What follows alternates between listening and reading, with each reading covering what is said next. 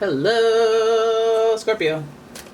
It's umomgstore, and this is your singles, dating, and relationship reading. Let's have a look. I'm using the Romance Angels for this one.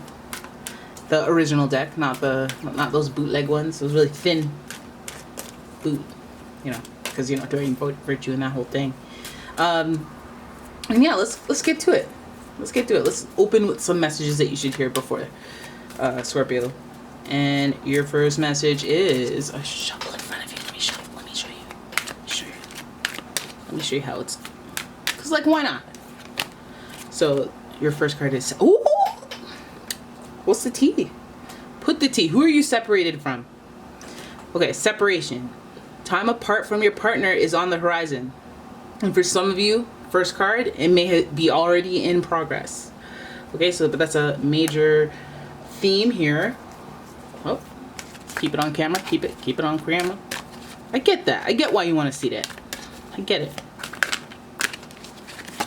Then we have getting to know each. Oh my god. Okay, getting to know each other as you reveal your innermost selves to each other. Your bond deepens. Who is this? What is the T wiggle? You guys are always getting into stuff. Scandalous, sexual. Alright, let's see. Let's see what you have next. Stop. Cards flying everywhere. Stop it. Okay, your next card. Oh, snap. Scorpio, why are the stakes so high? Why is there so much involved?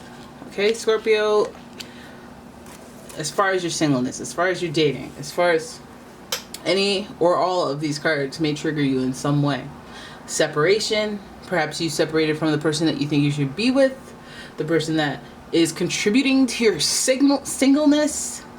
We should be together and we're not, and that's why I'm single. I'm not with somebody else because I want to be with you. Or I'm having to get over our separation. I have feelings, I have emotions that I gotta process before I can move on. Alright? But I'm not saying you guys don't move on, because we have getting to know each other. It's like, hey, be available during separation, even though deep down inside you're like, oh, I pray for this person to come back, or I pray for things to work out with this person. The openness to connection generally.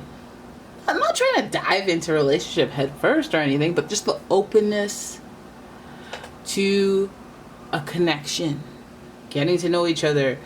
Be open to those little, oh hey, how's it going? Oh yeah, well you look nice today. Oh, okay.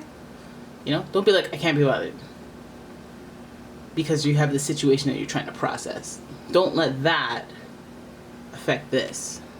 Although I see how they could, and I'm here to be like, listen, be open to getting to know somebody, because that's something in your orbit right now. And for some of you, you may not see it because you're, again, focused on the separation person or separation aspect. So, and then there's also the notion that you could be talking to somebody, but you're a long distance away. And, when you see them, let's not jump the gun here. Get to know them a little bit. Let your bond deepen before you advance. To children, what? Heyo. Your love life is being affected by children. This person might have a child. You might have a child. You might want children. You might not want children. But there's something about that theme that pops up, that sprouts into a major theme in potentially a relationship. Okay? So whether it's the person that you're separated from, I feel like, for some of you, you might even be separated from somebody. It's more likely you're separated from somebody that you lightly know. Or if you've been separated from somebody that you do know for a long time, you're going to have to get to know them again. And this is affected by children. So again, don't put it past you if they're like, if they don't mention, just be out with it and ask them if they have kids. Because they may not admit that or be forthcoming with that information. Right? Get to know each other. There might be children involved. That's a huge thing to omit from getting to know someone. So just ask the question. All right, this is pretty. It's pretty interesting. It's pretty juicy. I'm not gonna lie, it's pretty juicy. Oh wait, let me turn that off. Okay. I'm shuffling the Oceanic Tarot. Gonna see see what's all going on. The Hermit. The Hermit made a cameo appearance. The Hermit. We all know what that Hermit. Okay, it makes sense. The Hermit and the contemplation, the self-reflection. It's hovering over the separation. I need time to think. I need time on my own. I need time to go my own path for a bit, for a minute. I need to see other people and what they're doing so I can figure out what I want to do. Virgo energy as well. Scorpios, some of you could be dealing with a Virgo or somebody with Virgo tendencies. Your next card, King of Cups. All looking to the left, eh? All looking that way. Readings over here, buddy. King of Cups represents emotional intelligence and understanding. Isn't that nice? That's a well-balanced person. Somebody who has that vibe to them where they understand, they're trying to understand where you're coming from and not just like straight black and white. In the mix, this person could be a water sign, Cancer, Scorpio, Pisces. But it's somebody who has some depth to them, which is good because you're a Scorpio and that's what your thing is. Now we have the Seven of Swords in reverse. Loss. Tell me something I didn't know. We were separate. Okay, so there's a little bit of Seven of Swords is also like, yeah, it's loss. It is kind of like, it's more Five of Swords, like cutting your losses kind of thing, but it's like making a decision and deciding like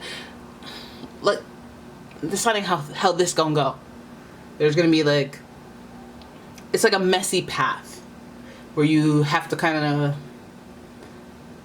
you know, roll your sleeves up and maybe get a little messy just to get some respect around here, right? Using that harshness to be firm and not necessarily mean, but like, don't play with it. Like give that don't play with it energy.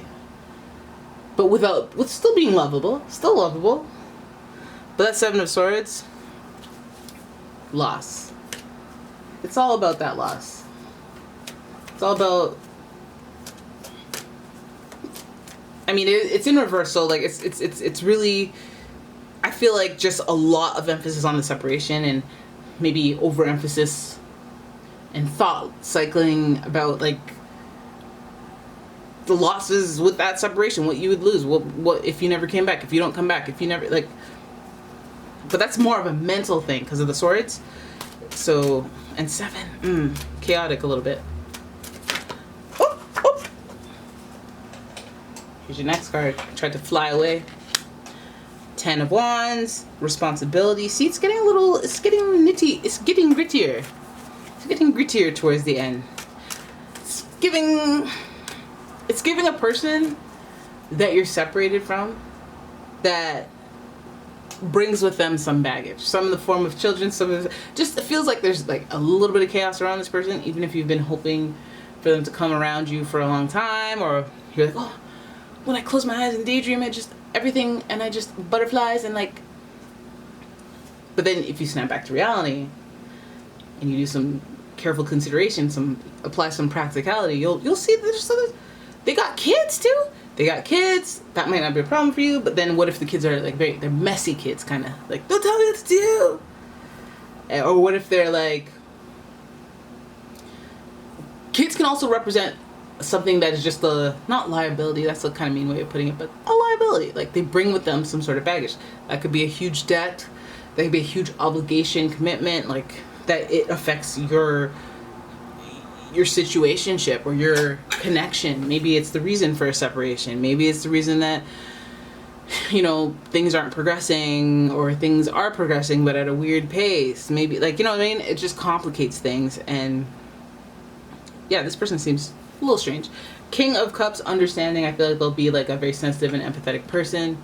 They'll be in charge of their emotions. They'll be pretty rational, pretty level-headed, pretty thoughtful, pretty empathetic. But at the same time, I feel like you still have to like, it's, what are you, like, afraid to be mean to this person, or afraid to, like, oh, maybe not mean, but like show them your boundaries. Maybe like that will come off as like harsh because you're not willing to like lose an opportunity. It's like when you're dating, you don't want to say the wrong thing, but it's like, be yourself, and if you say the wrong thing, then so be it. But it's like, no, I want to contour. I want to, be mindful. I want to be demure. If you know, you know. Then we have the Ten of Wands here next to that loss, that Swords energy, which is, by the way, in the middle of your reading because you have one more card, and that card is here. Nice. Okay. Responsibility, Ten of Wands. Do you remember, you remember what the Ten of Wands looks like outside of this, just like the traditional deck? That man with that booty, holding all those wands, carrying them up to that castle, back-breaking labor, one of them, the second most stressful 10 in the minor arcana. Ten of Swords, obligations, commitment, but also just a sense of responsibility. So I always feel like that applies to you, that where you always have this overarching sense of responsibility, which means you can't like crash out, you can't all of a sudden just lose control and be like, forget it, blah, blah, blah. You can't lose your mind. You have, because you're Scorpio, like you got people depending on you. You can't fall apart. It's a backbreaking burden and pressure, but it's also makes you proud secretly. Like you're like, yeah, that's right. Yeah, that's me. That's got you caught up in the fancy. I'm the boss. That's why they call the fixer, and the fixer is me. That's what you. Listen, Scorpio, I know about you. I know about your reputation. But yeah, these two cards challenging. And then we have the Moon, illusion, secrets. Guys, this person might have some sort of alcoholic, drug addict, mind altering type of issue. They might have some like a mental health issue.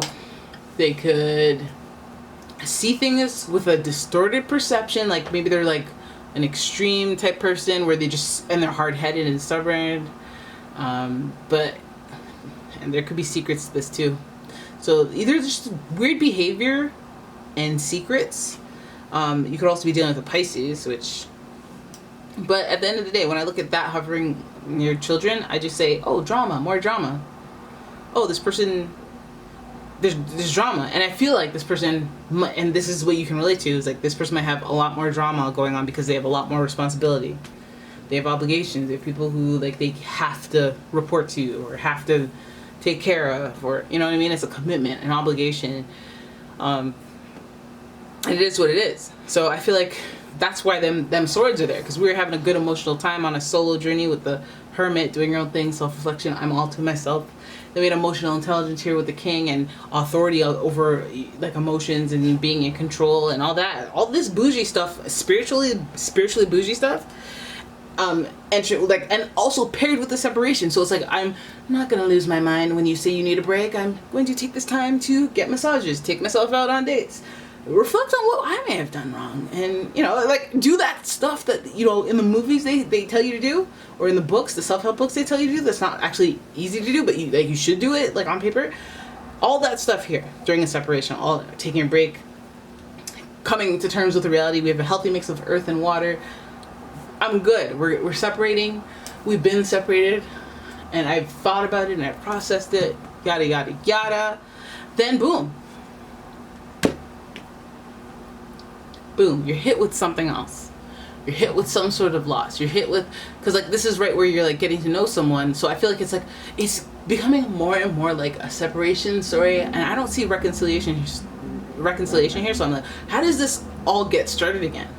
But I feels like a theme in the relationship is separation, and then you guys tread lightly and talk and get to know each other. And the warning is like, get to know more before you start feeling, before you start planning, before you start goo-goo-guying with Cupid, because there's more to learn. There's secrets, there's children, and there's responsibility. So you're not going to be these types. These are non-negotiables.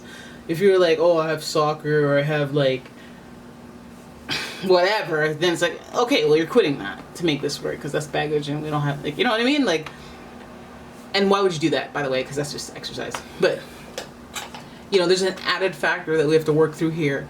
So let's go slowly instead of diving right in and then finding out later, oh yeah, wait a minute, by the way, I'm over $100,000 in debt and I have child support payments, and I didn't tell you that because I just wanted to, I just wanted to get to know you first. I just wanted to see what was up, and that's why I said before, I'm like, just ask straight up. Just ask straight up, because there's always an excuse as to why. Oh, I didn't mention it because I didn't lie. I just didn't mention. It's like, how would I know to act? Like, straight up, whatever you want to know, just ask instead of just waiting for them to mention, hoping they mention it. Especially when you get the moon card in here, that means that this person has Pisces tendencies, which means they're like kind of wishy-washy, kind of like they'll distort your perception of reality to what they want you to think it is. Like they won't be able to control it, but they'll try to like omit some stuff that is unflattering, and because they want you to like them, they want to be liked. So, and then also like it's bad enough that that's the case, but it's like like with the full moon, it's a clear sign that I'm gonna distort your perception of reality. Reality is different from this, so you never really know what you're dealing with. So again, I think that it's also good to fight the same evil sometimes. And if this person is bringing the bull to you, at least you know to ask the questions. If this person is prone to omitting truths, you know to ask the questions now. If you didn't even think, oh, there's not gonna be secrets or anything like that, now you're on standby. Now you don't have to get ready. You're ready for some bull, and not with the attitude of it, but like just I better ask this question. I better take things slowly, because like, why not? There's no downside to taking things slowly. If you take things slowly and this person loses interest because of it, then it's like, oh, guess what? Guess where they were going after you didn't take things slowly? They're gonna exit quickly or slowly stop replying. So just no. Virgo, Pisces, both polarities, I guess sister zodiac signs, both feel a deep sensitivity and hate rejection, hate to feel embarrassed. So protecting emotions and protecting sensitivities is crucial, but at the same time, hypercritical, a little bit judgmental energy in this reading. So it's just like, if you judge wrong, again, cover your bases. Just ask questions. Just try to deal with the truth. And even if you get the truth, just be like, wait, I gotta see the truth organically. Alright, so there it is. That is your reading. I hope you guys enjoyed it. If you did, please give the video a thumbs up and subscribe to my channel. Leave a comment, share the video, do all that stuff. Head up on Etsy and have a look at some of my products. Give them a like if you can, if you feel like it. And I will see you in the next one. Bye.